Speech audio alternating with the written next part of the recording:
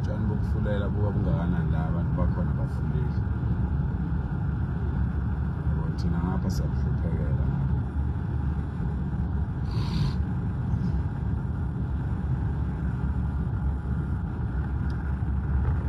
Sanibona wey'ngane zakwethu, ngizoba mfishane nje.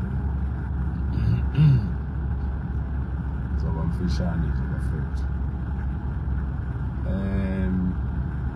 Mina ngazi bafethu ukuthi abantu bakithi why mase befundile bethande ukudlala ngabantu bakubo ngalolu hlobo. Ngazi ukuthi yini le ukuthi umuntu wakithi manje efundile yena abone ukuthi imfundo yakhe ngeyokudlala ngomqondo yabantu. ESouth Africa isikhathi sepolitiki siyaphela, kuzoba nepolitiki esiza abantu. Isikhathi sabaholi abahambe bekhukhumala ubala siyaphela, kuzoba nabaholi abaqondayo ukuthi bayizithunywa zabantu. And leyo sizoyenza izokwenzeka. Sesisithi isikhathi abantu babekezeleliwe, abaholi babekezeleliwe, bekhukhumele abaholi, benza izinto wrong, benza izinto engamaphutha, bephinde besigcwalisele ukuthi bona ngeke sibenze lutho.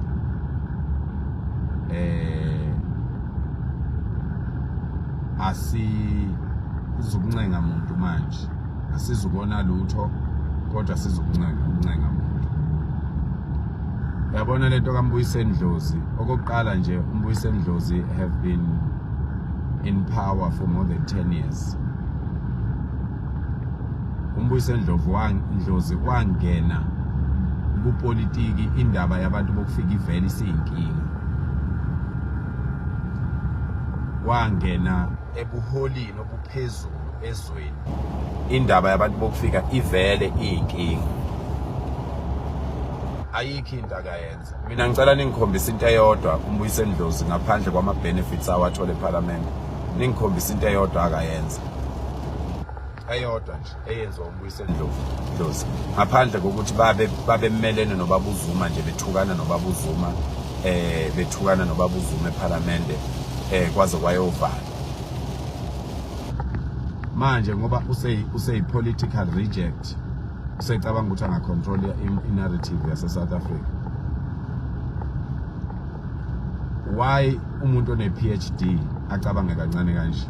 Why umuntu okuthiwa ufundile acabange kancane kanje? Indaba yabantu bokufika angeke ukwazi ukuyibona uma uhleli eLokhozi, uhleli eSandton, uhleli on your ukhuluma from the privilege perspective and privilege situation. Abantu bokufika bayinkinga kulelizwe, bayinkinga ey'ntweni zabantu, bayinkinga emabhizinisini abantu, bayinkinga ekuhlaleni, bayinkinga esikweni.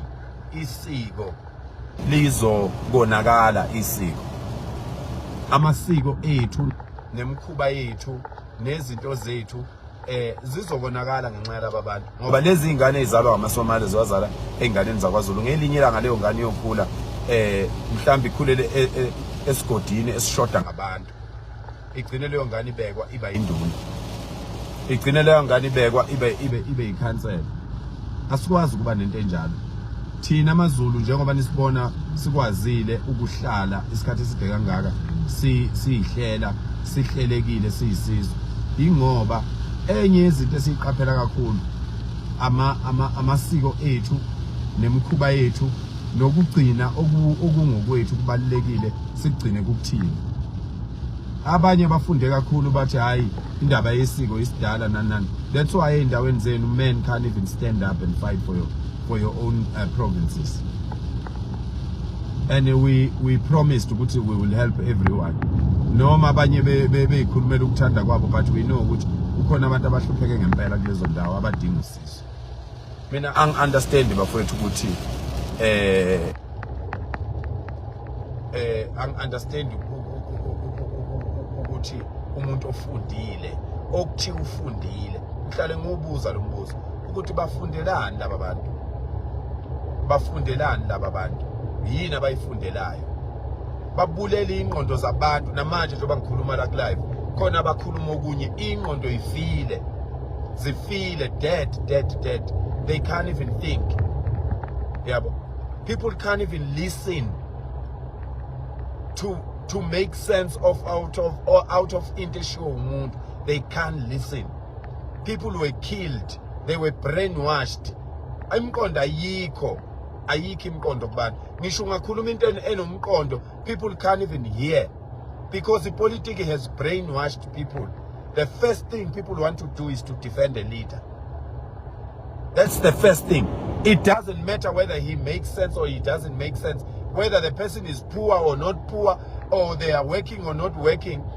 The first thing they want to do is to defend a leader. Ekhuluma umbhedo. Tina, we will win this one. We will win this one. You must know, Guti, your leaders can try your best. We know, Guti, they have businesses.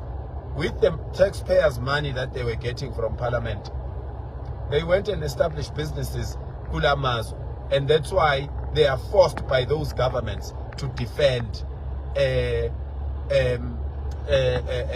illegal immigrants and thugs and criminals that are killing our people and kids. Undlozi unazo ney'ngane. Unazo iy'ngane Undlozi.